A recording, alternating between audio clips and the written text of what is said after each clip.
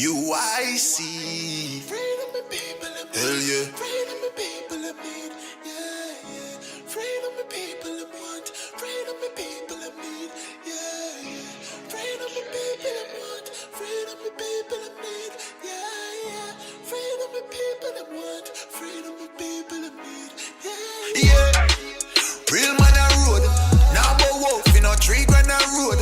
Now bow down to no demon a road. UIC when you see man a road, me say yeah.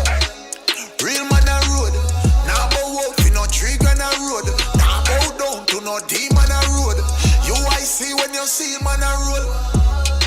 Ready for broke every chain. That when you free up the people, levitate. Jamaica member, you ever great. I feel burn up the fire upon every snake. Me give thanks in every way. God still.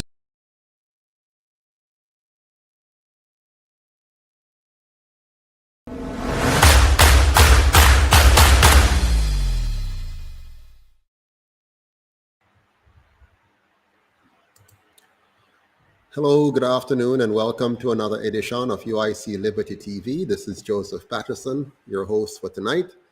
And our topic for tonight is one concerning the economy.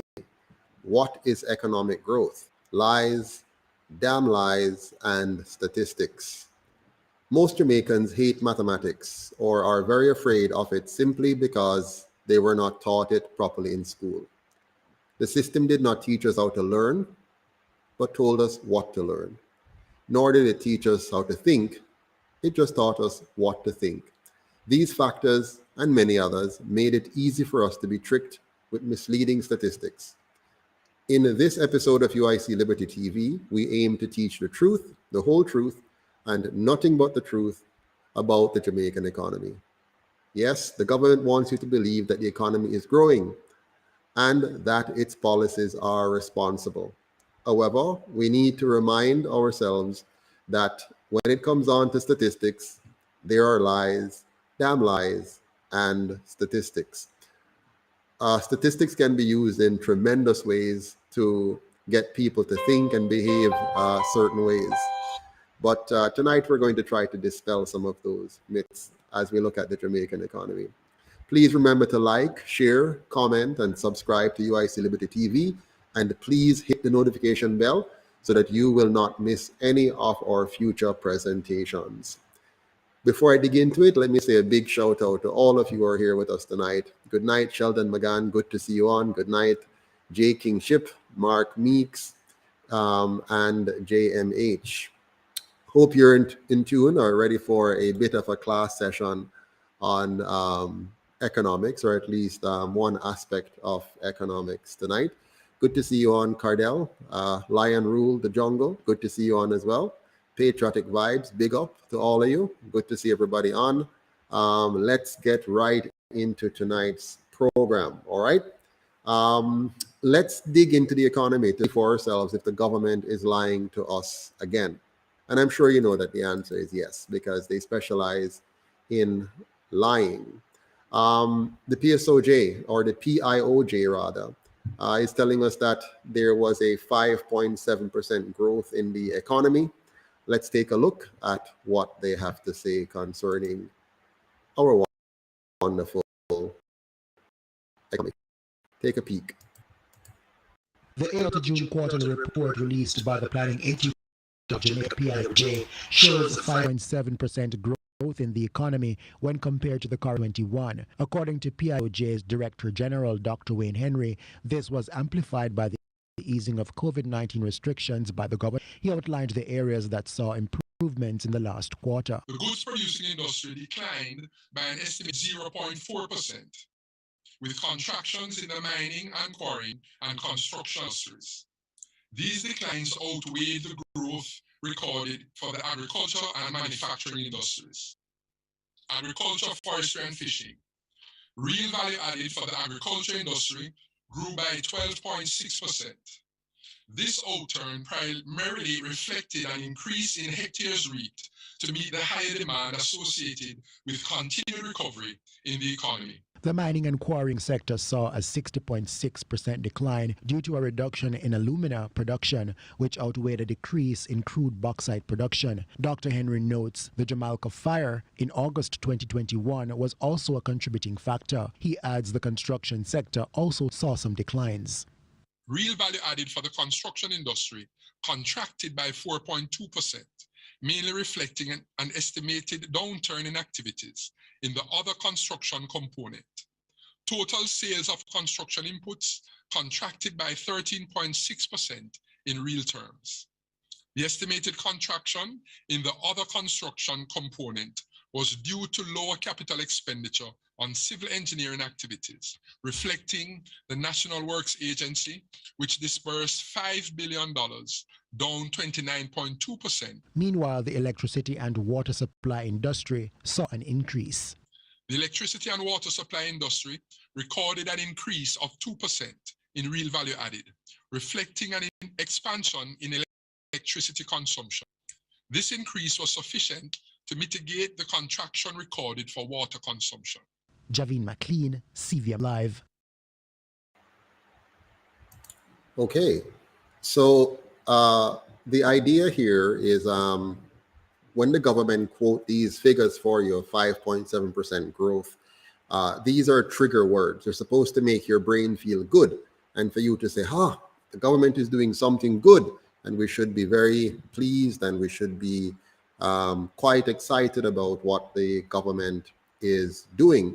But let's dig into what we just heard a while ago. So basically, if you paid attention, you would have realized that what you're seeing as growth is caused by the previous restrictions that were placed on the economy. As you know, over the last 2.5 years, the government, particularly the first two, really restricted the economy by putting some policies in place that took away your freedom of movement and your freedom to earn and work. And so that put a damper on the economy. Plus, there was also travel restrictions globally, which also put a damper on the economy and all kinds of issues. So what you're seeing then is not growth, but a climbing back to normal. So it's not real growth. It's us climbing back to what is normal. And normal wasn't good. So for example, let's picture the economy like a glass of water. And if the glass was full of water all the way to the brim, that would be a great economy. A bad economy may be one where the glass is half full. Now, if the glass was half full at the beginning of 2000, and then you clamp down on the economy and cause the glass to become only quarter full, so now the half full measure got worse and shrank down to half full because you threw out some of the water. And then later on, you came back 2 years later and you start to throw back in the water that you had thrown out. Then, of course, the glass is going to move from being a quarter full to now back to a half full. Now that jump from a quarter to a half would have doubled the capacity of what you had in the water before, in the glass before. So that would be 100% growth. But to say that you have growth would have been misleading because that's not growth. What you have done is put back the glass to where it used to be, which is half full. And that's what we're seeing in the Jamaican economy. So recovery is not growth. So when the government touts and goes out there and say growth, and every time they get these new figures, they say growth, growth, growth, they're lying to you, they're misleading you, they're trying to trick us all over again.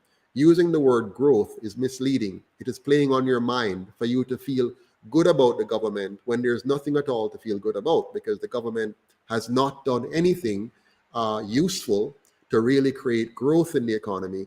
They have simply took their feet off our necks and the economy starts to recover to the anemic level it was before they placed that heavy feet or heavy foot on our neck. In the video you just watched, you also saw that electricity and water consumption went up. Really, what you had was higher bills and higher charges for consumption of water and electricity. So that too is added in the figures that they use to calculate growth in the economy. which is really paying for you and me in terms of the cost of living. Inflation and currency devaluation actually means less purchasing power for you. Your salary is actually decreased. So if you were getting, say, $1.5 million for your salary at the start of 2020, and today you're still getting $1.5 million for your salary, then what you have is a salary cut because the inflation has gone up and the dollar has come down. So the purchasing power of your $1.5 million is less. The same if it was $3 million or $6 million. Your purchasing power have come down because of inflation. So all this talk about growth is actually fully negated by inflation. So GDP growth is also inflated because now you're using inflated numbers to talk about growth. So let's say something used to cost $1,000, and after the new round of high inflation, it now costs you $150. So when you make that purchase, that number is calculated in the GDP. So that tells you that GDP has grown, when in fact what has happened is the cost of goods and services to you have grown, and therefore they can say GDP, we had growth in GDP. That's not real growth. That is fake. That is trickery. I'm now going to show you a video on Jamaica's inflation rate. I'm going to have a very interesting talk about what that means in terms of your ability to survive in this economy. Let me see if I can find that video for you, and then we can talk about it some more. So we're looking at the inflation of 11.3%. Let's take a listen on this. The cost of goods and services increased by 11.3% for the 12 months up to March this year. The Statistical Institute of Jamaica, STATIN's latest inflation report indicates that the increase was driven by a 14.7% jump in the cost of food and non-alcoholic beverages. The movement brought inflation for the 2022 fiscal year to 11.9%. This is well outside the Bank of Jamaica's 4 to 6% target range. The BOJ's Monetary Policy Committee has indicated that inflation will continue to breach the target range for the medium term in light of global shocks associated with the COVID-19 pandemic and the Russian invasion of Ukraine. Interesting. Did you notice that the government is always quick to blame external shocks for the problems we have in Jamaica? The same external shocks that are faced by other countries who do better than us. But here, let's go back to this inflation issue. So real inflation is usually higher than what is quoted to us because they lowball the number. Check your food bill, for example, your water bill, your light bill, your phone bill, your internet bill, and travel or gas costs, and you'll see the real inflation in your household. You'll see that it's way more than 11.3%. Your cost of living have gone up more than 11.3%. Your grocery bill is more than 11.3%. So you're feeling an inflation that's much bigger than the so-called 11.3. Now, 11.3 is very high because remember, the bank is telling us that the BOJ, which is no longer the Bank of Jamaica, it's the bank of the banking cartels, they said they wanted to steal 4.6% of our money, but now they're stealing through inflation 11.3%. So let's say growth was really 5.7%, as you saw before. Growth was really 5.7%. And inflation was truly 11.3%. Now we know it's not true, we know say growth is not growth. It's a fake number. And we know that inflation is real because we're feeling it in our pockets every day. And we know it's more than 11.3%. But let's, for argument's sake, say that growth was truly 5.7% and inflation was only 11.3%. In the same vein, your paycheck remained stagnant. Or let's say they gave you a 3% increase or 2% increase or 1% increase. What is there to cheer about? If growth is 5.7%, and inflation is 11.3%, which is bigger than growth. And if inflation is 11.3% and your Salary increase, let's say, if you're lucky, 3%. There's absolutely nothing to cheer about because you are behind by 8.3%. Your purchasing power has gone down by 8.3%. You got a 3% raise, but the cost of living went up 11.3%, which means you are now behind by 8.3%. So today in 2022, you're worse off than you were at the start of 2020. So wherever you were at December 31st, 2019, in 2022, August, or these numbers are up to June, in 2022, June, you are 8.3% worse off if you were lucky enough to get a 3% increase on your pay. I hope you see what I'm talking about. This is all fallacy. This is all a trick. It's a game they're playing with us.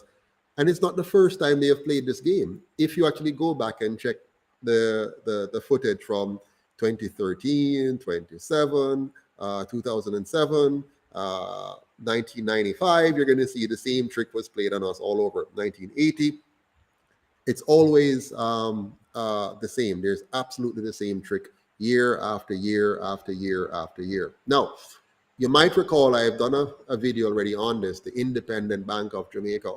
So the government of Jamaica under Nigel Clark and Andrew Holness and even the PNP before them as secretly and unobservedly worked on transitioning the Bank of Jamaica away from the government of Jamaica to be in the hands of private banking cartels operating through their own people on our board.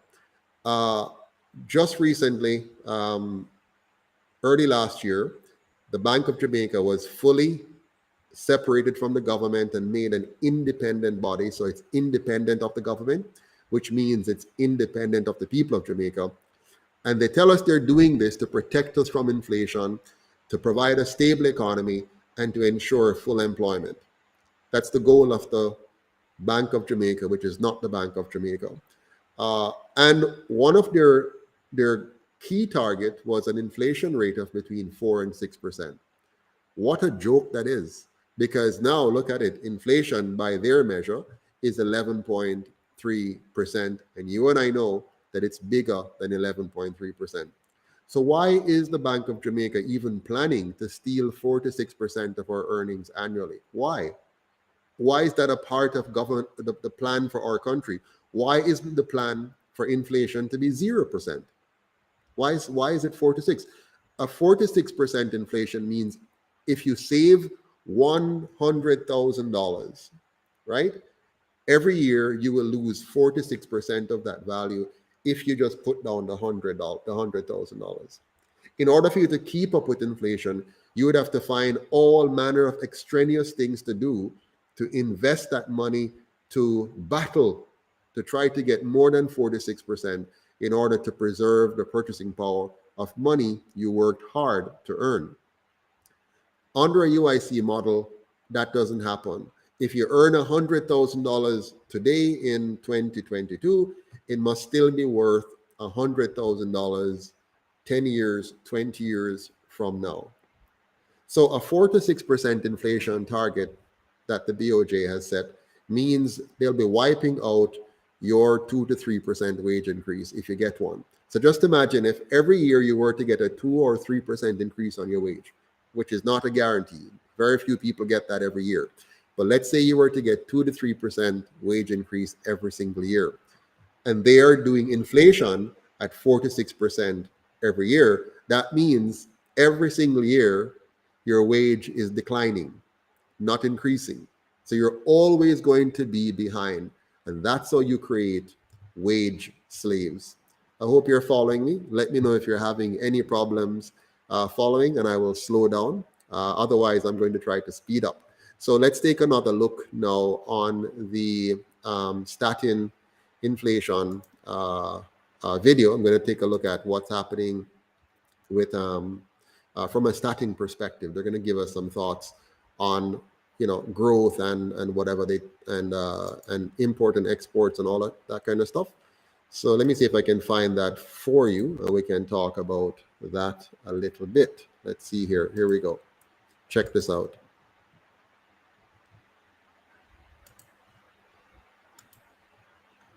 Director General of the Statistical Institute of Jamaica, Carol Coy, says Jamaica's economy grew by 6.4% in the first quarter of the year relative to 2021. Growth she attributes to both the services and goods producing industries as the country continues to recover from the negative impact of the COVID-19 pandemic.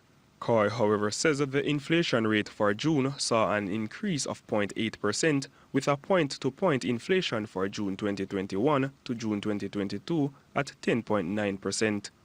The increase in the index for the division food and non-alcoholic beverages was due to higher prices for items within this class, cereal and cereal products, which went up by 15%, and the class meat and other parts of slaughtered animals, which went up by 20.1%. She says Jamaica's total spending on imports increased by 38.7% for the first quarter of 2022, with a value of $1.8 million. This increase was largely attributable to higher imports of fuels and lubricants, raw materials, intermediate goods, and consumer goods, which increased by 48.2%, 41.1%, and 42.1% respectively. The Director General went further to expound on the findings for the April 2022 Labor Force Survey. As at April 2022, there were 1,269,300 persons employed. This was an increase of 5.2% compared to April 2021. Meanwhile, she says the unemployment rate for April 2022 fell to 6%, 3 percentage points lower than in April last year. Justin Graham for CVM Live. Okay, so there you have it. Pretty much similar to what I said before about the inflation and so on. But I want to kind of touch on some key points going forward here. Notice in that review, they said imports increased by 38.7%. So we imported 38.7% more goods and services into Jamaica, while our exports declined by 5.5%. Now that is alarming. If you understand what this means, you should be shaking in your boots about what this means for the future of Jamaica. That, you know, over the last year, our imports have gone up by 38.7%, almost 40% more imports. And our exporting capacity has gone down by 5.5%. Now, this reflects the government policy, which crippled our output while increasing our dependence on foreign goods. Our own government, by its own policies, have crippled the Jamaican people, causing our ability to export to go down and increasing our need to import from outside to satisfy the needs of our families. Now, this will ensure future slides in the dollar and a worsening of our individual economy. Your personal economy is worsening, and that's why 400, 600 teachers are leaving. And not just teachers, many young professionals, as soon as they get the chance, they're out of here. And so the brain drain is massive. And that's why Jamaica is the second leading country in brain drain. More than any other country per capita, Jamaica has a lot of its people trying to leave the country, get out of town, because they're tired of the kind of environment they have to live in. So with imports going up and exports going down, and the brain drain and the loss of teachers and the loss of productivity, you can be sure that there'll be more sliding in the dollar, not right away. It happens over time, right? You don't see all the impacts immediately, right? And so in the same report, though, you were told that unemployment rate has gone down. Wow. From 9% to 6%. Of course, you and I know that those numbers are ridiculous, right? Jamaica's unemployment rate is much higher than 9%. But let's take it at their word. They said it went down from 9% unemployed to 6%. So this should be great news, right? We should be cheering. Well, the truth is that's fake news. The unemployment rate is fake. What they do, they manipulate how they collect data and how they measure it. And one of the things they do is to exclude those who have given up looking for work. So if last year you had, let's say, a number of persons looking for work and in the market and trying to get a job, they would have been counted as part of the unemployment rate. When those persons finally give up, they stop, they just can't take it anymore. They're applying for jobs and can't get any jobs, sending out resumes, can't get anything. Then they just give up. So when they go back to survey those persons, they say, "When I look for the work," then that number drops down, and then they tell us that we now have a lower unemployment rate. But you and I know better than that, because we are seeing it and feeling it every single day. We see the number of men and women out there all the time looking for work and not being able to find any jobs. Yeah. So watch what's happening here now. Many of the jobs that they actually do have are low-paying jobs. They're part-time jobs. Many of them are commission sales jobs. So they're not even stable jobs. That many of the persons, they get a money this week, none next week. Or they get some good sale this week, low sales the following week, and so on. So what we have in Jamaica is a large pool of wage slaves with almost no opportunity to escape from poverty, because as hard as you try, the higher inflation policy will be sucking away your income. The government policies will be stifling production, and real growth, causing not enough jobs, not enough income, and more Jamaicans are depending on handouts from relatives and friends abroad. Yeah. So don't be fooled by these shady statistics. You have to look and read between the lines. And if you believe a lie, may I tell, let us go now and listen to somebody who should know. He has been at it for many years. He has been around before independence. In fact, at independence in 1962, he was in fifth form or sixth form at one of the notable high schools in Jamaica. And so he was there. He has seen everything for the last 60 years. And it's interesting to look at what he has to say about the Jamaican economy over that 60-year period. You know, I'm always amazed sometimes when our politicians get a chance to tell the truth. You know, it's always amazing to kind of just hear from them, listen to them, and read between the lines, especially when they're no longer running for office and have already stolen our money one way or the other. Not saying he stole any, but of course he's a part of the system. Let's listen to what he has to say and make up your mind about the last 60 years of Jamaica. But we have fallen down in significant areas in terms of economic growth. Over the last, since independence, and this figures make a point very firmly. Since independence, our economy has grown by 135%. Since independence, 3/4 of the was achieved in the first. So we spent 50 years growing the other quarter. We've made a lot of missteps, we've made a lot of errors in terms of our economic development strategies and so on. If you look at security and crime, you wouldn't know because you weren't born then. But in 1962, the murder rate was less than 4 per 100,000. Today it is 56 per 100,000.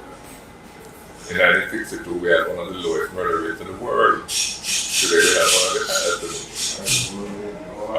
And then there has been degradation in so many other areas in terms of our values, our behavior, our attitudes, our lack of civility, the ease with which we quarrel and confront, and the difficulty we see to find in terms of finding some consensus and finding common cause.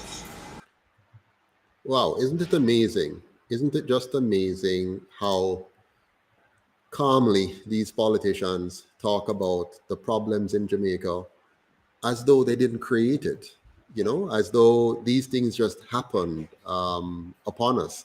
When this is the Jamaica you see today is the reflection of, as Mr. Golden says, the mistakes that they made. Now, I want you to think about this carefully, my friends. Think about this carefully. These two parties have been in office since 1944, when the JLP won the first two elections. That's 10 years. The JLP had the first 10 years in 1944, right? First 10 years, the JLP had that in office. And then the next 10 years was the PNP, and the next 10 years was the JLP, and the next 10 years was the PNP, and we go on and so forth. So they have had combined between the two of them 78 years in power, having control of our taxes, having control of our regulations, having control of our schools, having control of our education system, our healthcare system, having control of our economy, to do whatever they want with it and with us. And after 78 years, the answer from a former prime minister is that, well, we have messed up. And he blames the system of partisan politics. And I agree with him. The system is the problem. But they had the opportunity to change the system and did not change the system. They have kept that system in place year after year after year after year. Now, how can we trust them now to change the system, and even if they change it, to change it to something better? I don't trust them. I don't know about you. Do you trust them? Do you trust these two parties to give us a new constitution, to make us a republic, to create a new Jamaica? I don't trust them, because they have had 78 years, and look at the product of that 78 years. Mr. Golden says there's been no real growth in 60 years because of corruption by the two parties, one of which he led and was prime minister. Clearly, the system needs to change. And clearly, we can't ask them to change that system. And so tonight I want to show you another video speaking about the need for a system change. And let me know your thoughts about this one. A little bit different because of who is talking in it, but take a look and see what you think about, why is Jamaica so corrupt? That is the title of this video. Let's take a listen. Mr. Patterson, you started a political party and you registered the other day. And when I heard your presentation to the public, what I heard was I'm dissatisfied with the way things are. And part of my dissatisfaction is what I perceive to be high levels of corruption and the fact that our public officials have betrayed us as a people.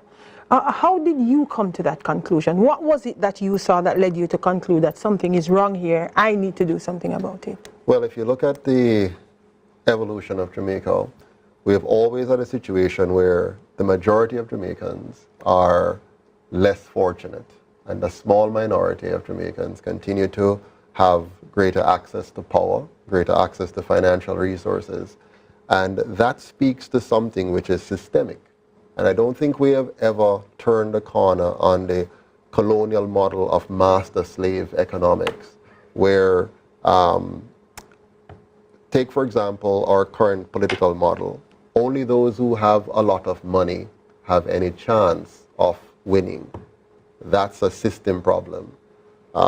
If you are going to avail yourself of the law, only those who have a lot of money are able to access the legal system in the ways that would protect them.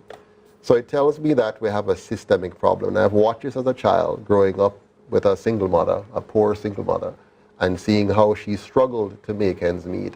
And no matter what she does, if she doesn't have somebody in power that's going to look out for her and give her a break, then she's not going to make it. And that obtains for the vast majority of Jamaicans. Everything is about connection. It's about who you know, as opposed to having a system of objective laws that applies to every Jamaican equally. I know Gavin just said that the law says that we're equal. Well, what a law says and what actually obtains are two different things. So the law says that we're equal, but the practice of the law does not treat us equally. Okay. And what we want is a set of laws that are truly objective, and then when they're applied objectively, regardless of one's financial position. Joseph, when we talk about, Mr. Patterson, when we talk about corruption, typically we hear, you know, let's just get rid of all of these politicians. This will fix it. It's the politicians that are problematic. What is the problem? Sure. The problem of corruption in Jamaica is one of system design. You know, if you were to look at a company situation, a company that has good internal controls have less incidents of theft and corruption. A company that has bad internal controls have more incidences of corruption and theft. And those companies tend to do very poorly and then go out of business. If you look at Jamaica as a business, how well have we done? Let's compare ourselves with a similar country. Singapore in 1965, they got independence from Britain. We got it in 1962. We had a GDP per capita then of 550. Singapore had a GDP per capita of 550. Look at us today. Singapore has a GDP per capita of over 63,000 US per person. We have between 7,000 and 9,000 per person. Why is that? Singapore focused on ensuring that they had a zero tolerance for corruption, and they ensured that they had the rule of law that was enforced rigidly and without excuse, and nobody was exempted from that. As a result, they created a safe, clean, and orderly environment that any person in Singapore can achieve their maximum potential. They also invested in a high-quality education system that brought the standard of discussion and governance in the minds of Singaporeans to a level where politicians were kept in check. We in Jamaica, what have we done? We have created an environment where we have divided our people into two tribes, and they're fighting each other consistently. We have a low-quality education product, which means most Jamaicans cannot engage in the dialogue properly about good governance and what it means. And we end up with a productivity level that's very low and a crime level that's very high. Singapore has low crime. They also have high economic output, and they have very low corruption. They're, in fact, almost number one in the world. We in Jamaica need to learn from them, and first of all, change our political system so that we curb corruption by having effective checks and balances. Understood. Singapore paid a heavy price, though. And so, Montel, I don't know. We hear that often. I'd love to hear the heavy price that they We paid. cite Singapore all the time. I heard Orlando Patterson the other day talk about the fact that this issue of crime and violence and the disorderliness, it would appear, of democracies is particular to democracies because of the nature of democracies. So is it then, from your critique, I'm hearing that what we are having is really a problem with democracy? Is it that we need a different kind of political system, I'm coming to you, to bring about the kind of anti-corruption initiatives that will really see the Jamaican state growing in a way that will bring about the orderly society that we imagine? There's no doubt for me that we need a new system and we need new leadership. We need to step back, as my friend here said, and look at the system we have that we've inherited from our colonial masters, which has been continued to today, and say, is this right for Jamaica? I can assure you, it's not right for Jamaica. What Jamaica needs is a system built by Jamaicans for Jamaica to realize the aspirations of all Jamaicans. Yeah, so that was an interview I did a while back with CVM before they realized how dangerous I was. And since they realized how dangerous I was in terms of what I'm trying to do, the kind of Jamaica I want to create, and that this is going to fully liberate the Jamaican people, it's been very difficult to get interviews since on any of the programs. But nevertheless, it's clear what we need to do. We must create a new Jamaica that is built from the bottom up. You might recall in up to 2020, the current sitting Prime Minister, prior to his election in 2016, promised us that he was going to have 5% growth in 4 years. You might recall he also promised us to sleep with our windows and doors open, and he promised to take us from poverty to prosperity. Clearly, none of those have happened. He has failed on every account. In fact, all of the promises that he has made, he has failed on every single one of them. He even set up an economic growth council led by the legendary, famous Michael Leachin, who we, all respect for his personal achievements. He has done very well for himself. But when it comes on to the governance of the country, one has to be careful what kind of powers and authority you give to unelected individuals. So Michael Leachin was given the responsibility to lead the Economic Growth Council, and he had Nigel Clark as his sidekick in the process, who was later promoted to the Senate, and then, being profiled in the Senate, was then ushered into a seat and then appointed finance minister so that he could have the position to finish the transition, to give away the Bank of Jamaica to the banking cartel, and could fully work on behalf of the PSOJ oligarchs and the colonial masters. But clearly, the promise to the Jamaican people was not for the Jamaican people. The 5% growth in 4 years was for the banking sector. It was for the private sector oligarchs who have done tremendously well throughout the pandemic period. Their financial performance have been stellar, billions of dollars in profits, while the average Jamaican, the vast majority of Jamaicans, have been suffering from all kinds of economic maladies, from not being able to find jobs, to having only low-paid jobs, to having a high cost of living, to having higher energy cost, higher water cost, devalued currencies, and just more and more all-round difficulties.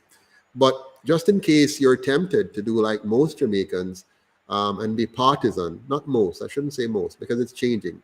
About 2/3 of us no longer play the JLP PNP game, but there's still some who do. So they like to say, it's because of the PNP or because of the GLP. But let's be clear. Pete's on the Portia Simpson Miller focused on passing IMF tests, while the people of Jamaica suffered and suffered for what? To pay for the debts of Siaga and Manley and PJ and all of them that ran Jamaica into the debt trap of the international banking oligarchs through the IMF and other lending arrangements, including local lenders. You might recall the FinSac experience, where collusion within the banking sector and the high interest rate policies of the PJ Patterson regime led to some serious fallouts. Many jobs were lost, 40,000 small businesses collapsed, people committed suicides, banks and businesses closed, people lost their homes and everything because of government policy. And this has been the case from day one. The bad policies of these two parties have consistently led to pain for the Jamaican people. Then they lied about all of that. And when election time comes, they come up with fancy slogans like log on to progress and poverty to prosperity and deliverance is here and all kind of slogans. But at the end of the day, after you've jumped up and go and vote and get all excited, we're back to square one and sometimes worse. Yep. So all they were doing during the Phillips and Portia Simpson Miller period, just like they have done through the Bruce Golding and Andrew Holness period, is to sell out the country with policies and laws that were demanded by their colonial masters. And then they tell us a bag of lies, have some nice talks about growth and growth and growth, and we're poised for growth. You might remember, Jamaica has been poised for growth every year for the last 78 years. They all tell us we're now poised for growth. We're going to take off. And they have one announcement after the other, one big chat after the other. And at the end of the day, they have absolutely nothing to show for it more than a broken country, a broken people that can hardly continue to last. Yeah. I mean, it is so bad right now that a lot of Jamaicans have just given up Mental health issues are on the rise. People are just suffering and suffocating under the burden of a very, very bad economy. But back in the day when Portia Simpson Miller and what's his name again, the finance minister there were in charge, they told us some lofty words, some nice things, how things were good and great, and we're heading for the best landing ever. Let's listen to some of it and see, what they had to tell us.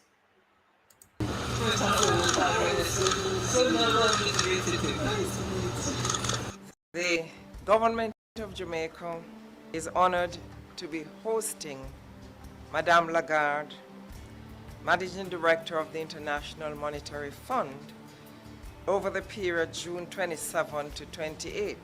Madame Lagarde, we wish to welcome you and your delegation to our beautiful country.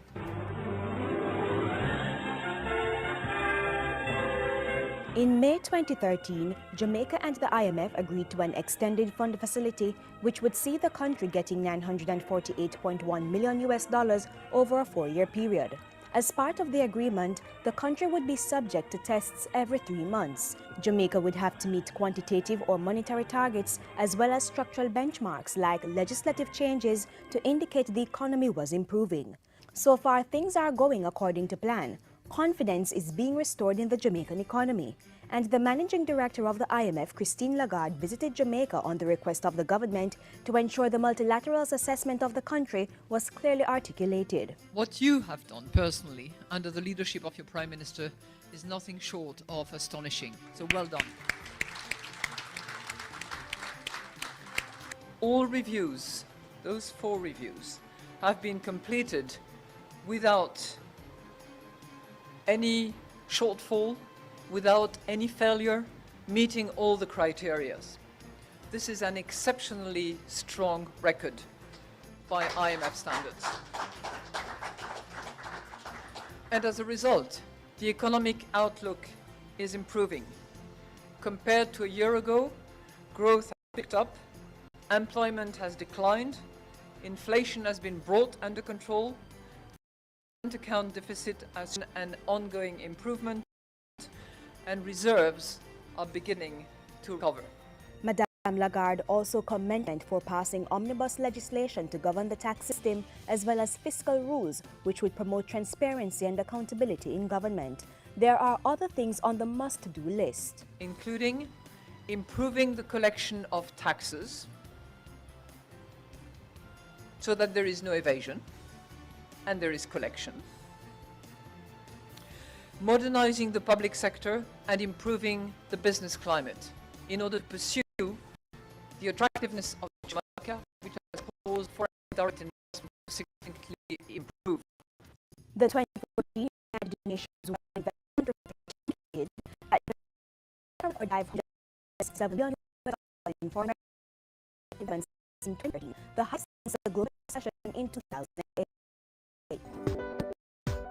Madame Lagarde took her message of Jamaica's progress on the economic reform program to business leaders at a luncheon. She commended the government for establishing the Economic Program Oversight Committee (EPOC), set up to monitor Jamaica's economic reform program, which includes sticking to the terms and conditions of the IMF agreement.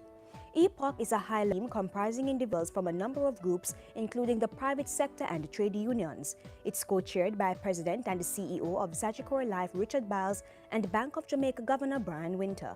You have made an exceptional contribution to the program by taking ownership, by applying private sector methods to the follow-up, to the accountability process, by collaborating with the public sector. You are a unique institution, not just in Jamaica, but on a global, worldwide basis. It doesn't exist anywhere. Amidst the compliments, the IMF's managing director conceded that Jamaicans have made a lot of sacrifices to improve the economy, like accepting a wage freeze while facing higher food prices. Short-term pain for long-term benefits, more jobs, more businesses, and more exports, which would lead to economic prosperity and growth. It is now time to actually stay the course, not to lose the benefits of the hard decisions that have been made. In this respect, the government and the business community share equal responsibility and I urge continuous dialogue between them to overcome whatever impediments exist to achieve this objective.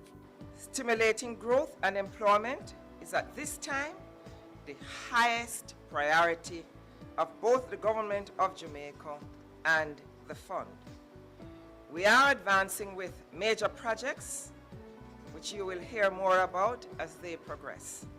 I'm aware of both committed investments and those nearing finalization, valued at more than $3 billion across a range of sectors, including agriculture, tourism, ICT, BPO operations, energy, and port operations.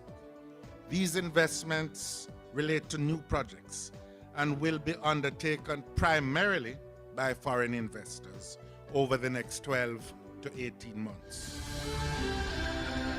The depreciation of the Jamaican dollar was also addressed by Madame Lagarde. She said prior to the IMF agreement, the Bank of Jamaica was using the Net International Reserves NIR money to deal with external commitments like buying oil to protect the value of the Jamaican dollar.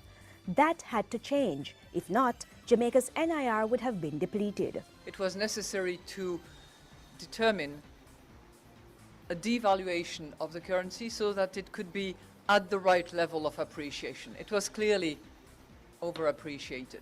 A lot has been done. There's still a little way to go, not much. The right valuation will improve the country's competitiveness, drive investments, and encourage the consumption of goods that are locally produced.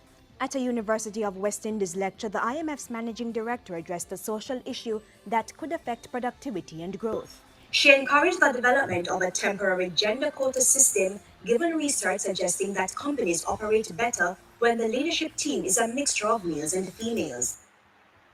I hope you realize what they're doing here. All the IMF is doing is setting the Jamaican agenda to fit into the agenda that they have for Jamaica. It's not, they're using nice, colorful words, and they're telling you lots of nice, sweet things about how it's going to result in wonderful growth and development for all of us. But all it is moving Jamaica into a particular path.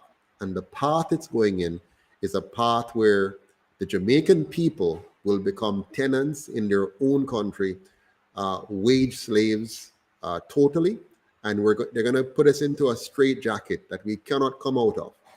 When they finish digging the hole that they're digging for us, the average Jamaican child will have absolutely no hope of ever being able to enjoy a decent standard of living in their own country.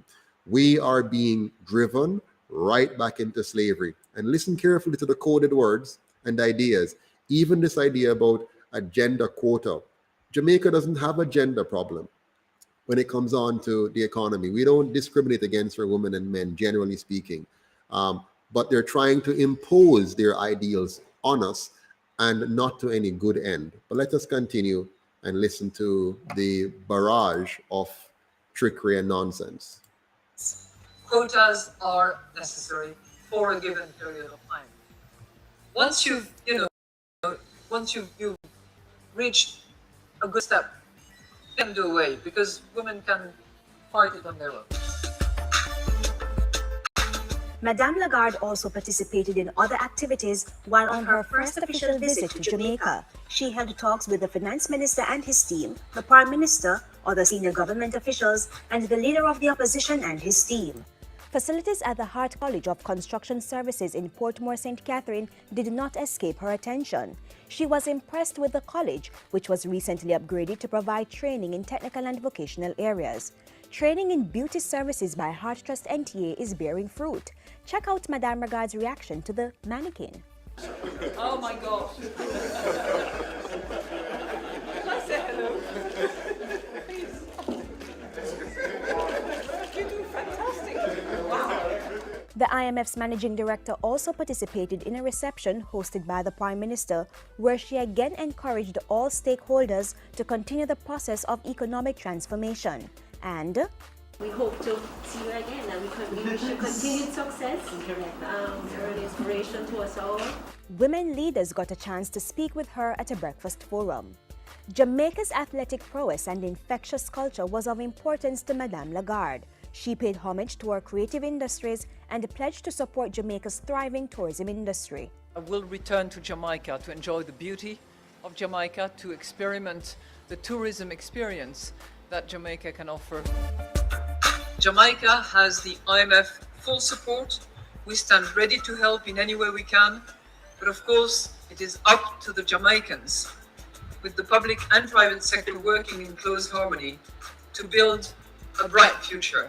Jamaica thanks Madame Lagarde and her team for the policy advice, technical assistance, and financial support, which have provided valuable contribution. It proved valuable in our continuing quest for economic prosperity. Yeah, so there you have it. We are to endure short-term pain for long-term gains, which never came. From as far back as I can remember, as a young man, a young boy growing up in Jamaica, I hear politicians telling us to ban our belly, to suffer short-term pain for long-term gains. And the long-term gains never, ever came. And here you had it again. When the PNP was in office, the same foolishness promising us long-term gains while literally selling the country from under our feet. They did nothing to stop the bauxite mining, which has been destroying our country and at the same time extracting our wealth in an unsustainable way. You hear the then finance minister talking about billions in direct investment. But all we have seen is suffering that has only increased. Where is the billions? Where did the billions go? It went somewhere. The billions went into the pockets of the senior politicians and a connected few within the civil service and in the PSOJ oligarchy elites. They're the ones who are making significant wealth from any of those billions in direct investment, while the average Jamaican remains at the bottom, even as they manipulate our currency, devaluing it further because we don't print our own money. We no longer control our own banking system.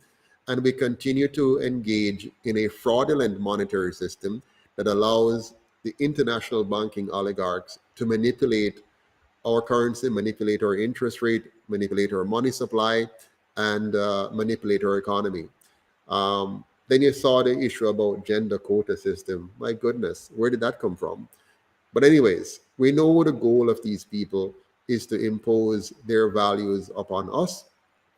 And by values, I mean their values, which is to subjugate the rest of the world, to create slaves of the rest of the world, to maintain a modern form of slavery. And that's exactly what it is. Now, as I said before, Andrew promised to take us from poverty to prosperity, but only prospered himself. And he prospered the PSOJ media barons and the banks with monies that came through all kind of global arrangements. So for example, you have a so-called pandemic and you use the money from that to enrich your friends by giving them monies to play ads to convince us that we need to go out and take the injections and that we need to follow their protocols and do what they want us to do. And all of that money comes in and it's dispersed throughout the wealthy elites who get more money. So the money comes in, it goes to all these media houses that are in line with the government, and that's why they were all speaking in unison. You did not get any investigative journalism taking place to challenge the narrative, to challenge the statistics, to challenge the approach. None of that. All you heard is everybody needs to line up and do this because it is our best hope, our one best hope and chance of escaping whatever nightmare was coming upon the world, and we needed to buy into it. Well, who bought into it? The PSOJ bought into it, of course, because they were leading it. They were directing our politicians who depend on them for their funding for elections. You know, the UIC depends on you, individuals. We don't depend on the PSOJ oligarchy. We will never take their money if they want to control us. And so they worked with our government to impose upon the Jamaican people the ideals, the wishes, the commands of the colonial masters. And in turn, they get loans and grants coming into them from the colonial masters to enslave us. And when they get this money, it makes them richer, of course. But the cost of what they impose on us, that is dispersed among all of us. Yeah. So the cost of the policies that are bad policies are endured by we the people, while the benefits that accrue from those bad policies go to a small section of the society, the political elite, the business elite, and of course, ultimately, the colonial masters get the returns that they want. Here's how it works. I want to explain to you the concept of concentrated benefits and dispersed cost. Think about it carefully and see if you can follow along in this other video I'm going to show, which seeks to explain the concept of concentrated cost and dispersed benefits. Take a listen. One key idea of public choice is concentrated benefits and dispersed costs. Let's dive in. So here's one secret to political success. Concentrate benefits and diffuse costs. Concentrate benefits and the special interests, they'll vote for you. They'll give campaign donations. They'll be informed about how and when you vote. But when you diffuse the costs of a project across all of the public, they won't bother objecting. And due to rational ignorance, they may not even know about the special interest favors. Let's look at the classic example of the sugar quota. The US government restricts the import of sugar. And as a result, the US price of sugar, it's 3 to 4 times higher than the world price. American consumers of candy and soda and other sweets, they end up paying a few $1 billion more for these goods than they would without the quota. Why would the government harm sugar consumers, many of whom are voters? Well, the costs of the sugar quota, they're dispersed. They're spread over hundreds of millions of consumers. So much so that it might cost each consumer $5 or $10 a year. But that means that it's not even worth figuring out who our representative is, writing a letter, or even an email to complain about the sugar quota. And complaining, it probably isn't going to do anything anyway.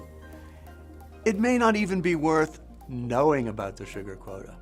On the other hand, the benefits of the sugar quota are concentrated on a handful of producers who each benefit by many millions of dollars a year.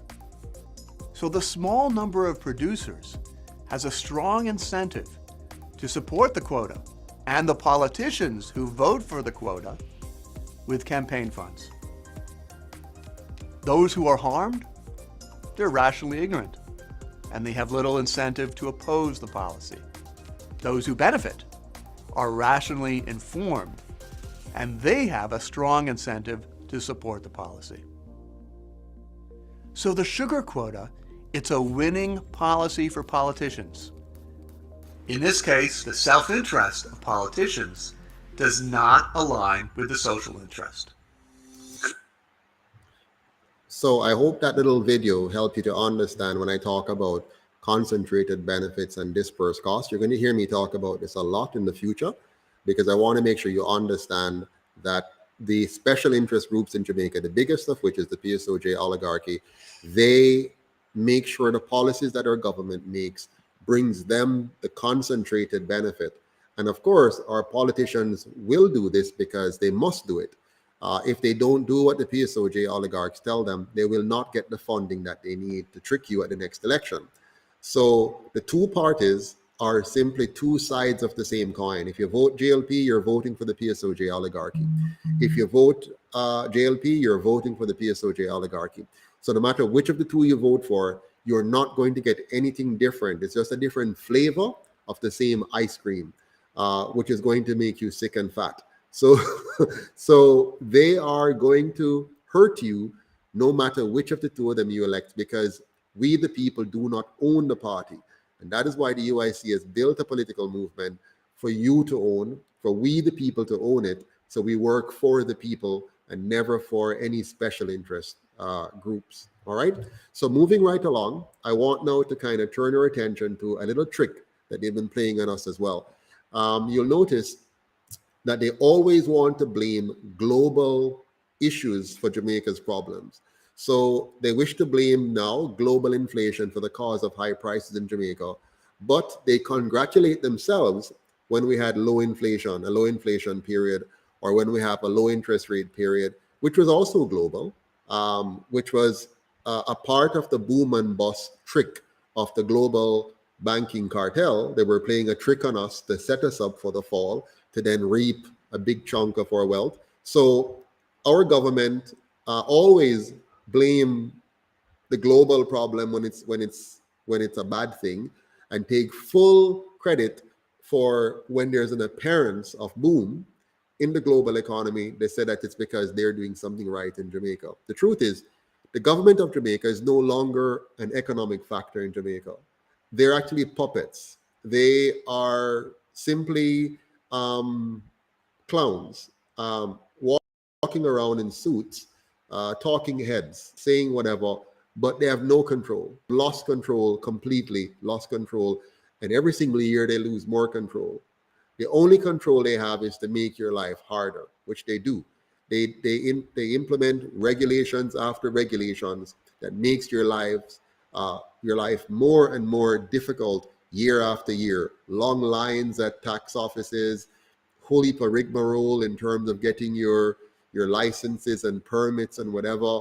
They just stack up inefficiency after inefficiencies, misery after misery, banking policies that makes your banking experience miserable and costly. That's all government does. They add more layers of complexity, more layers of pain for you. They cannot make your life better because they have lost control of everything. They're now simply the puppets of the puppet masters. They do not cause or create any growth in the economy. They only impede it with their interference. What Jamaica needs is a truly free market economy with proper regulations designed to empower the people instead of enriching a few at their expense. That's what the UIC is going to bring in. When you elect us, we're going to change the system at its core. That begins with a new constitution that completely changes the equation so that we have proper checks and balances, bring back our money to being owned and operated by the people of Jamaica through a proper system of governance, and no longer a part of this monetary fraudulent system that is just wreaking havoc on not only Jamaica, but many other countries like Sri Lanka and so on. Now, what is the UIC's approach? Instead of having a trickle-down approach to the economy by concentrating benefits in the PSOJ elites while dispersing that cost across the population, we in the UIC will have a bottom-up approach to the economy. We believe in protecting your individual freedom, and for that, we must implement a truly free market economy that is not interfered with by the government regulation designed to protect big business from small business. We're going to flip the script. Our model is going to protect small business from big business. We're going to give the small man the leg up that he needs, the capital that he needs, the environment that he needs to succeed. So let's learn a little bit about this kind of approach, why the UIC is following this model. You need to understand some rationale for that, which I hope you'll pick up from this next video from my friend, somebody I don't know personally, but I've enjoyed studying his works, and his intellect on economics is just phenomenal. So let's take a listen. Let me see if I can get this going here. Here we go.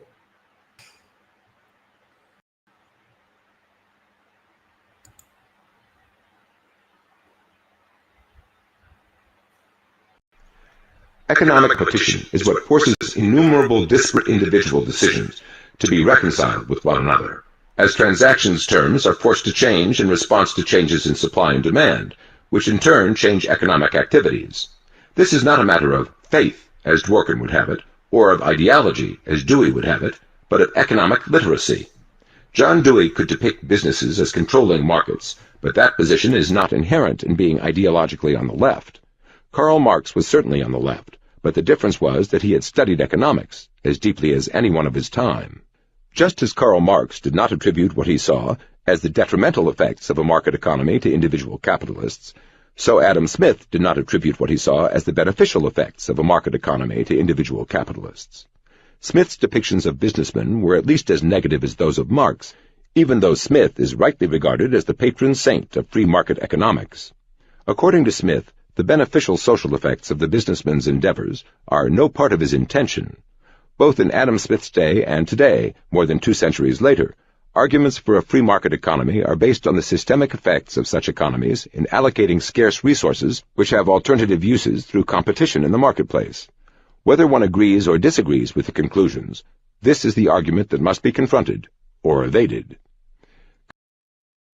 Did you know that the e-book industry is an $18 billion pie and it's still relatively easy for you to potentially... Contrary to Dewey and many others, systemic arguments are independent of any notions of atomistic individualism. These are not arguments that each individual's well-being adds up to the well-being of society. Such an argument would ignore the systemic interactions which are at the heart of economic analysis, whether by Adam Smith, Karl Marx, or other economists. These economic arguments need not be elaborated here, since they are spelled out at length in economics textbooks. What is relevant here is that those intellectuals who see chaos as the alternative to government planning or control have seldom bothered to confront those arguments, and have instead misconceived the issue and distorted the arguments of those with different views. Despite the often expressed dichotomy between chaos and planning, what is called planning is the forcible suppression of millions of people's plans by a government-imposed plan. What is considered to be chaos are systemic interactions whose nature, logic, and consequences are seldom examined by those who simply assume that planning by surrogate decision-makers must be better. Herbert Croly, the first editor of the New Republic and a major figure in the Progressive Era, characterized Thomas Jefferson's conception of limited government as the old fatal policy of drift, as contrasted with Alexander Hamilton's policy of energetic and intelligent assertion of the national good. According to Croly, what was needed was an energetic and clear-sighted central government. In this conception, progress depends on surrogate decision-makers, rather than on millions of others making their own decisions and exerting their own efforts. Despite the notion that scarcity is contrived for the sake of profit in a market economy, that scarcity is at the heart of any economy, capitalist, socialist, feudal, or whatever.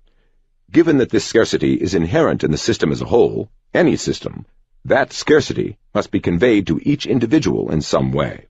In other words, it makes no sense for any economy to produce as much as physically possible of any given product, because that would have to be done with scarce resources which could be used to produce other products, whose supply is also inherently limited to less than what people want. Markets in capitalist economies reconcile these competing demands for the same resources through price movements in both the markets for consumer goods and the market for the resources which go into producing those consumer goods. These prices make it unprofitable for one producer to use a resource beyond the point where that resource has a greater value to some competing producer who is bidding for that same resource. For the individual manufacturer, the point at which it would no longer be profitable to use more of some factor of production, land, labor, machinery, etc., is indeed the point which provides the limit of that manufacturer's output, even when it would be physically possible to produce more. But while profitability and unprofitability convey that limit, they are not what cause that limit, which is due to the scarcity of resources inherent in any economic system, whether or not it is a profit-based system. Producing more of a given output, in disregard of those limits, does not make an economy more prosperous. On the contrary, it means producing an excess of one output at the cost of a shortage of another output that could have been produced with the same resources. This was a painfully common situation in the government-run economy of the Soviet Union, where unsold goods had piled up in warehouses, while dire shortages had people waiting in long lines for other goods. Ironically, Marx and Engels had foreseen the economic consequences of fiat prices created by government, rather than by supply and demand, long before the founding of the Soviet Union, even though the Soviets claimed to be following Marxian principles. When publishing a later edition of Marx's 1847 book, The Poverty of Philosophy, in which Marx rejected fiat pricing, Engels spelled out the problems in his editor's introduction. He pointed out that price fluctuations have forcibly brought home to the individual commodity producers what things and what quantity of them society requires or does not require. Without such a mechanism, he demanded to know what guarantee we have that necessary quantity and not more of each product will be produced, that we shall not go hungry in regard to corn and meat while we are choked in beet sugar and drowned in potato spirit, that we shall not lack trousers to cover our nakedness while trouser buttons flood us in millions. On this point, the difference between Marx and Engels on the one hand and most other intellectuals of the left on the other was simply that Marx and Engels had studied economics, and the others usually had not. A volitional view of economics enables the intelligentsia, like politicians and others, to dramatize economics, explaining high prices by greed and low wages by a lack of compassion, for example. While this is part of an ideological vision, an ideology of the left is not sufficient by itself to explain this approach. I paint the capitalist and the landlord in no sense couleur de rose, Karl Marx said in the introduction of the first volume of Capital. My standpoint, he added, however, can less than any other make the individual responsible for relations whose creature he socially remains, however much he may subjectively raise himself above them. In short, prices and wages were not determined volitionally, but systemically. Understanding that was not a question of being on the left or not, but of being economically literate or illiterate. The underlying notion of volitional pricing has, in our own times, led to at least a dozen federal investigations of American oil companies over the years, in response to either gasoline shortages or increases in gasoline prices, with none of these investigations bringing up facts to support the cynical explanations abounding in the media and in politics when these investigations were launched. Many people find it hard to believe that negative economic events are not a result of villainy, even though they accept positive economic events, the declining prices of computers that are far better than earlier computers, for example, as being just a result of progress that happens somehow. In a market economy, prices convey an underlying reality about supply and demand, and about production costs behind supply, as well as innumerable individual preferences and trade-offs behind demand. By regarding prices as merely arbitrary social constructs, some can imagine that existing prices can be replaced by prices controlled by government, reflecting wiser and nobler notions, such as affordable housing or reasonable health care costs. A history of price controls going back for centuries in the world shows negative and even disastrous consequences from treating prices as mere arbitrary constructs, rather than as symptoms and conveyances of an underlying reality that is not nearly as susceptible to control as the prices are. As far as many, if not most, intellectuals are concerned, history would show that, but does not, because they often see no need to consult history or any other validation process beyond the pure consensus of other similarly disposed intellectuals when discussing economic issues. The crucial distinction between market transactions and collective decision-making is that in the market, people are rewarded according to the value of their goods and services to those particular individuals who receive those goods and services, and who have every incentive to seek alternative sources so as to minimize their costs, just as sellers of goods and services have every incentive to seek the highest bids for what they have to offer. But collective decision-making by third parties allows those third parties to superimpose their preferences on others at no cost to themselves, and to become the arbiters of other people's economic fate without accountability for the consequences. I know that most of you believe and have been told that Jamaica is a capitalist economy. And of course, the word capitalist is a very bad word. It's a horrible word for most people because of how they've taught us. And if you hear the word socialist, that sounds really very nice. It sounds very sweet and so on. Now, here's the plain truth. Any economy that takes the power away from the individual citizen is a dangerous economy. And throughout history, all such economy has proven to be a failure. You'll look at Japan and you'll notice that in order for them to have become the great country that they did at one point in history is when they put the economic power in the hands of the individual citizens. The moment Japan followed America's advice to change their banking policy and to create what they call window guidance, and took away the power from the people, Japan started to decline. China, similarly, when the government tried to control the economy from the top down instead of allow the economy to build from the bottom up through proper policy and regulations, the Chinese economy suffered tremendously. The moment China recognized from history and from experience that it wasn't working and switched to allowing greater market activities and bottom-up enterprise and entrepreneurship, then the Chinese economy took off. The moment they start to play around again with violating property rights and violating the liberty and freedom of their citizens, you have what is called capital flight, and you start to see a lot of Chinese start to move their money out of China, which is once again going to weaken the Chinese economy and so on. Jamaica has followed a similar path, and almost all of the former colonies that left England followed a similar path of a highly controlled economy where they seek to have a few persons, in our case 63 men and women, decide what is best for everybody else, and sets up gatekeepers to prevent the citizens from having the freedom to think, design, create, innovate, and build. As a result of that, the Jamaican economy has remained stagnant and poorly performing on all major indicators. It is very clear that we can learn a lot from the mistakes of many countries around the world, the USSR, the USA itself, who have also played with a mixture, but benefit from being the world reserve currency holder, and countries like China that have had to change to grow.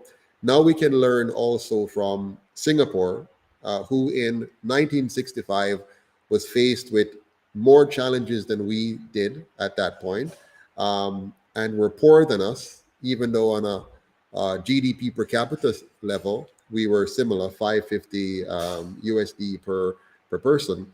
But we can learn tremendously from Singapore because they used one generation, 25 years, to go from poverty to prosperity, from a backwater country to being a first-class country. So we can learn from Singapore. And I want us to take a quick look at how dramatically they have been able to improve the lot of their people while maintaining a free and fair market economy with the right balance of government intervention and regulations, particularly on the areas that we should. For example, the UIC, you're going to notice our regulations are focused on the poor, not on messing with your economy, but rather helping the poor to have proper nutrition, proper education, proper housing, and proper healthcare, and then unleashing them from being poor to being able to now achieve their full potential in a robust market economy. So let's take a look now on what that's going to look like for the UIC by learning from our friends over there in Singapore. Let's take a peek here.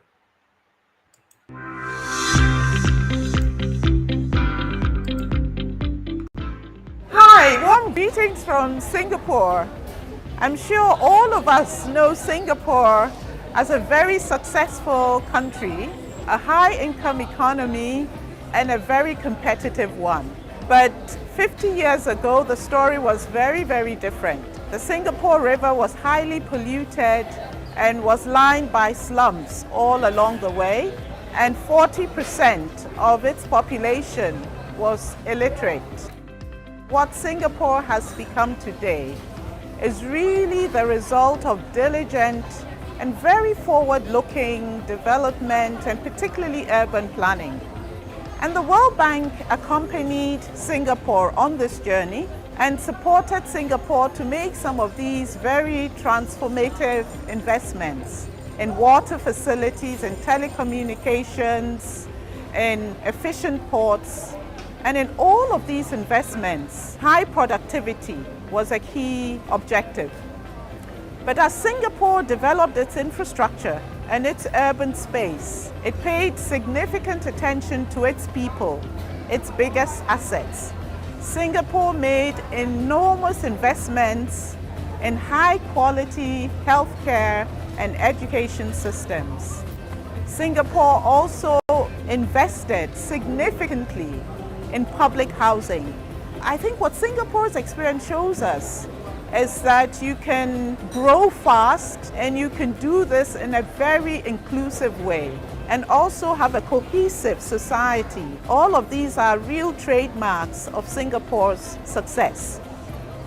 Today, the World Bank's relationship with Singapore is defined by the Singapore Hub for Infrastructure and Urban Development. And through this hub, we're working with the government and people of Singapore to bring Singapore's experience, Singapore's lessons, Singapore's successes to other countries, to share with other countries and to help other countries look at how they can shape their own development and seize the potential that they have. So here you have the World Bank trying to step in and share some of the limelight with Singapore as if they had anything to do with it. Singapore is what it is because of exceptional leadership and good governance. It's by no means perfect. There are gaps in the Singaporean model that can be improved upon, but hats off to Lee Kuan Yew and his team for, demonstrating that you can take a bad situation like they were, a small country like we are, and turn it into a economic powerhouse in a very short period of time, relatively speaking. Jamaica, our leaders have had, 18 years of self-governance of the same two parties in preparation for independence, plus 60 years of independence, making it a total of 78 years, and they have still not been able to figure out how to make Jamaica even half as good as Singapore.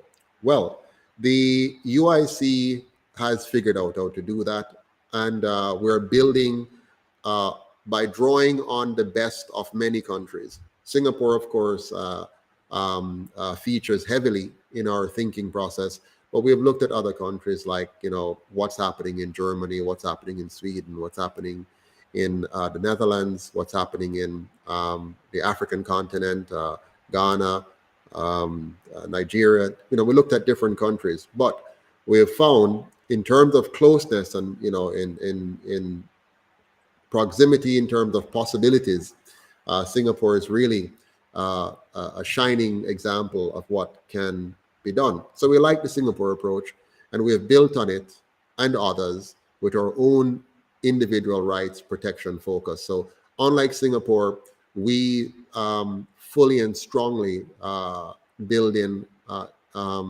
individual rights protection. The key we have found is the key to having a country as successful as Singapore is good governance. It's also found in investing in our people and in protecting our individual rights and natural resources for sustainable growth and a peaceful development. So if you want to see the key components, it's going to be first and foremost the UIC implementing a good governance model. It's going to be tough on corruption. It's going to have tough anti-corruption policies that are enforced, and it's going to have a robust free market economy that puts the economic power in the hands of the people, working from the bottom up. We're going to create a safe environment, a clean environment, a very orderly environment, because we know that those three things are key for any individual or any company or any group of persons to feel comfortable investing in a space. The space is Jamaica, and we have to make all 14 parishes safe, clean, and orderly. And we have a policy on how we're going to achieve that. We also know it's important to have a 100% beautifully maintained environment. So we are not comfortable with having spots that you call tourist destination. We want the entire Jamaica to look, smell, and feel like a tourist resort for the benefit of the people of Jamaica, and then the tourists come here and enjoy what we have to offer. But we have to first offer it to ourselves. We have to first make sure that every one of our communities have good roads, good sidewalk, street addresses, street lights, the side of the road is properly maintained, parks and community centers, all the things that will make for a healthy living and that will promote good thinking, good attitudes, and respect for oneself and respect for one country. All things that were done in Singapore, right? We're not reinventing the wheel here. It's done already. We're simply going to copy it and make it better. And where we have reinvented the wheel is by our model of governance that we have designed. We have come up with the most perfect form of governance you can get outside of heaven. We have developed that right here in Jamaica, in the UIC. We're also going to use the GCT and the whole tax package very differently. So we're going to get rid of all the plethora of taxes that you have out there. Every single one of them, get rid of all of them. And we're going to have two basic taxes: an income tax that will tax everybody, rich and poor, middle class or not, 10% of your income from all sources, which is going to take care of all the things that a government should do in terms of public goods and services. And then we're going to transform the GCT into a tax that is completely dedicated to eliminating poverty, protecting the environment, and saving for emergencies. So we're going to have our human capital being built up very, very fast by ensuring all of our children, in fact, the family unit, has good nutrition, good education, including adult education, good health care, and proper housing. Just last night, I spoke about the UIC housing solution. Ours is going to bring the Jamaican housing stock up to the level where we have at least 98% of property ownership in Jamaica. So no more astronomically high prices for homes that you can't afford. We're going to make sure every single family becomes a property owner. And we're going to couple that with having a massively organic farm industry. So in order for us to make everybody a property owner, we're going to build the homes that you need, of course, but we're going to tie that with properly utilizing our massive amount of wasted agri space right now by having industrial organic farms that are similar to those in the Netherlands, some massive, which will make us, the organic food capital of the world. And we're going to make every Jamaican a shareholder in those companies. So as they're doing well and producing wealth, you are benefiting because it's your land. So no more crown lands. All of the lands are going to now be under production and owned by the Jamaican people by virtue of shares. And every Jamaican family will have a home. Either you already have one that needs to be renovated and fixed up, or you are going to be given one in our new condo structures that we're going to have in areas that are not good for planting. We're going to make sure those are good housing and with all the amenities that you need to have there, similar to Singapore. And we're going to now save as much of our good lands as possible and put them on the organic farming. It's going to do an amazing job in terms of the health of the nation. You're now going to have less of the bad herbicides and pesticides and chemicals that are killing us with cancer. You're going to have true organic farming happening. It's going to be done on a massive industrial scale. So it's not going to be small scale farming, because we need to produce at very high levels so we can supply the world. This is going to be our competitive advantage. This is what is going to set us apart in the Caribbean, in the world. And we're going to, of course, encourage our Caribbean friends to, in turn, follow us. But for now, let's prove it ourselves. And then we are going to, from within that entire structure, we're going to ensure that Jamaica becomes water, food, and energy independent or secure.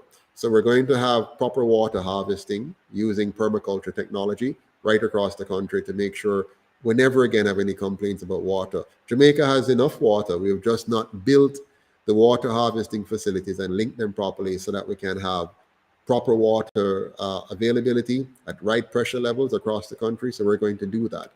On top of that, we're going to export water. Water is going to become a big scarce commodity around the world.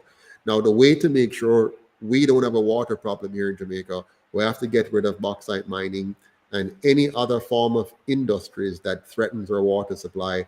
We have to keep our biodiversity to attract heavy rains to Jamaica and then trap that properly and filter it and use it and sell it and so on. We have to invest in our competitive advantage by going organic food productions, which will make us food secure in the process. So we'll have enough food for ourselves, and we'll have enough to share with the rest of the world if we go organic, right? And because it's organic, it will be sustainable. So we're always keeping the soil properly healthy, like, proper nutritional value in the soil. We will, of course, not only do horizontal farming, we'll do vertical farming as well. So we're going to really farm up as well as we're farming out.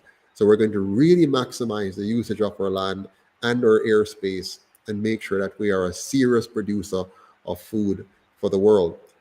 And mixing within this water harvesting and food security, organic farming, is sequestering as much energy as possible naturally. So we're going to make sure that we're maximizing our solar energy capture, maximizing our biogas capture, maximizing our geothermal energy capture, maximizing our hydroelectricity capture, and wind capture where appropriate. So we're going to look at a nice co-generation mix of energy that will reduce the cost of energy to Jamaica, get rid of the JPS monopoly that we have, and have a diversified open market where every citizen can, if they want, can be a part of the energy mix. Your rooftop can become a part of the energy mix that feeds into the grid. Your water harvesting facility can be a part of the energy water mix to help us to capture enough water. Your land at your home and elsewhere can be a part of the food production mix. And so we're going to really switch Jamaica away from this import dependency and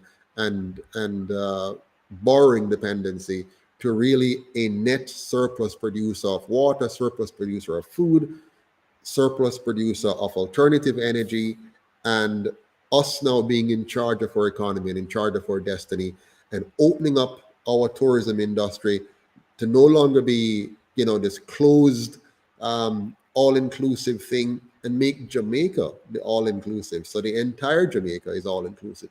So whether you come in through the ports of Kingston or Montego Bay or other ports that we might open up, you're coming into a zone called Jamaica where it's safe, where it's clean, where it's orderly, where it smells good, it feels good, it look good, it's pretty, well maintained right across every community. So no more ghettos, no more squatter communities, because now we've moved all our people into decent accommodations where we build up. So we don't build out, we build up. So we use up the airspace and preserve our land for maximum food, water, energy production, and feed our people, and then create a strong economy that cannot be easily bruised by any shocks worldwide. So if you have any shocks in the banking system or whatever around us, no problem, man, because we have our water secure, our food is secure, and our energy is secure. And on top of that, we have now caused the rest of the world to depend on us for quality organic foods. We're also going to eliminate the toll roads and build solid public roads and public transit system that is connected east to west, north to south. You'll be able to look on your phone and know when the next bus or taxi is available. You'll be able to plan your trips easily so you can move about the entire country very fast. We're going to have a speed rail system from east to west, north to south, with fishbone connections across so you can get into your respective parishes easily. So now you can live in Montego Bay and work in St. Thomas. And it's just a 1 hour high-speed rail trip to get to work. So now all of Jamaica will be interconnected. Instead of having Kingston being the capital, the entire Jamaica will be just like a beautiful capital city because everybody is accounted for and every space is accounted for, and we're maximizing how we do that. Now, to get there, we must invest in our people, and that's why before I tell you, the GCT is going to be committed to poverty elimination. So we're going to revamp the education system massively. No more waste of time. We're going to really focus on building our human capital, ensuring every child understands themselves, relationship, and money. They understand math, physics, chemistry, biology, and technical subjects in an interdisciplinary way, so that they now become, instead of examination passes or memory-focused studies, it's now on competencies, ability to innovate, to create, to design, to build, and all of that in an Afrocentric study format that ensures that they are proud of who they are, they understand their African heritage, they understand what was done to us, and most importantly, how to make sure it's not done to us again, why freedom is so important, why we must defend freedom, protect freedom, and not on a collective level only, but first on an individual level. You must value your life, value yourself, value your freedom, and then see the purpose of having good governance to protect your freedom by working with your fellow man in a collective sense. So we're going to have a model country that will be the beacon of hope, the beacon of freedom, that everybody in the world will want to come here. And of course, we're going to have to require visa for people to come to the new Jamaica, because many people are going to want to come and live in a country that is designed the way that I have just described. Let me take some questions now before I go. Any questions on the platform tonight? Let's see what we have here. Any questions? Or first question: the World Bank journeyed along with Singapore because they not black but oriental over there. Yeah, I know that's a thought that some would want to have. I disagree totally. Singapore, there are other countries that made dumb decisions, which are not black, and those countries are in a mess. Singapore made good decisions, and because of the good decisions they made, they're better off. I would rather think that way. I mean, for example, I lived in Canada for a number of years. I've met many persons who have suffered from racism and all kind of negatives because they're black in Canada. I have never suffered racism in Canada.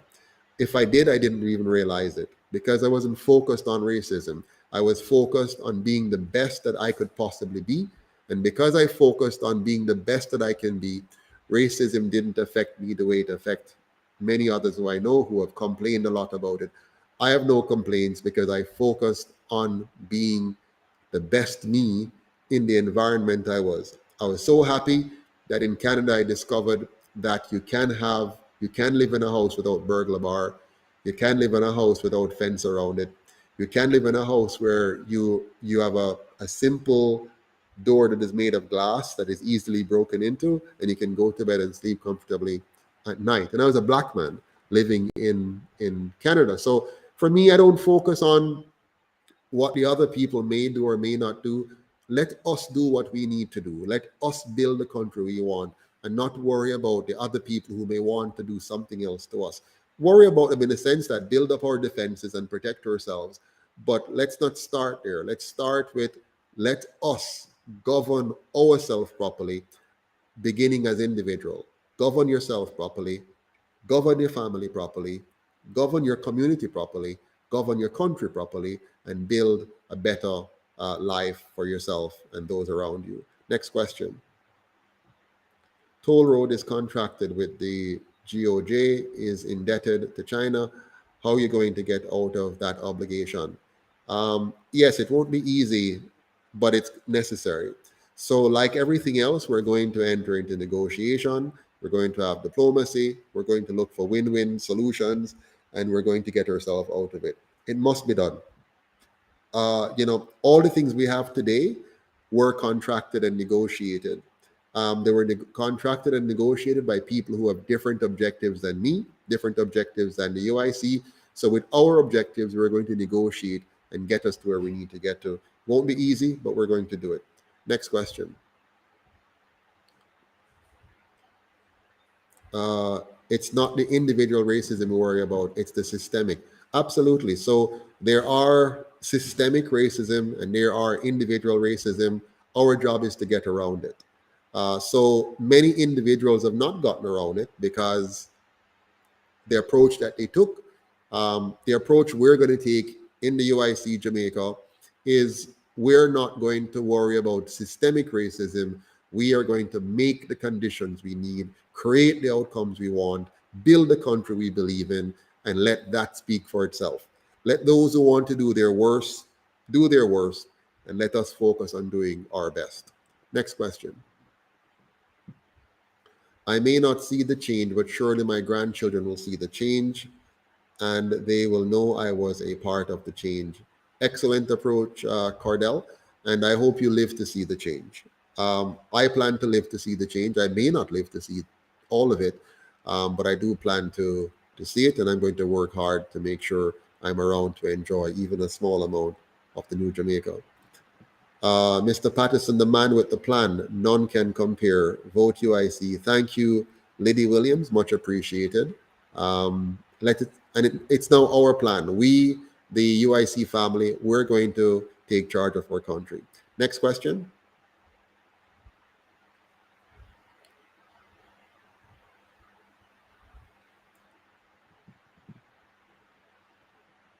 Any other questions?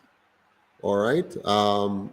Last question I'm seeing here. How will you manage our relationship with the U.S. law enforcement? I will manage it through skillful and careful diplomacy. And if you want to see an example of how to be diplomatic with the rest of the world, I must refer you to Lee Kuan Yew. He's my mentor. There are two persons in the world that I study keenly and try to understand, and that's Marcus Garvey and Lee Kuan Yew. I've looked at other leaders as well, but those two really stand out for me. And so I've learned a lot from them on what to do and what not to do. So I'll apply some of those wisdoms. Cool Guy said, did your wife play any role in implementing any UIC policies? Did she? She played a role in every single one of them. My wife has been my partner for a long time. We met in the grade 8th. That would have been in 1984, I believe, so about 38 years ago. And she has been involved in practically everything I've been involved in, from high school through to all of my activities in the last several years. We've been married now for 28 years, and she's my life partner. She's my business partner. She's my friend, and she's my wife and the mother of our 3 children. So all of my policies are influenced one way or the other by her, and sometimes even tamed and tempered by her where I might lose focus. So we're a good team. She's a great balance to me, and I really, really appreciate her tremendously. She doesn't talk much, but she's a heavy hitter. We need to spread the word. Too many people don't know of the UIC. You're so right on patriotic vibes. So let us all spread the word of mouth, to get it out. Yes, Cool Guy, I admire her strength as well. Thank you for that. Lot of strength, because this is not easy. It's tough. But she has been there with me, and we have come a far way together. All right. So thank you all very much for your time tonight. I really appreciate it. And I look forward to seeing you all tomorrow. I think tomorrow night, the treasurer will be on, Naika Williams. She'll be talking about a very important topic. And then the night after, looking forward to Chase Neal, our General Secretary, who will also be on, talking about another topic as well. So thanks again. Have a good night, and see you tomorrow. All the best.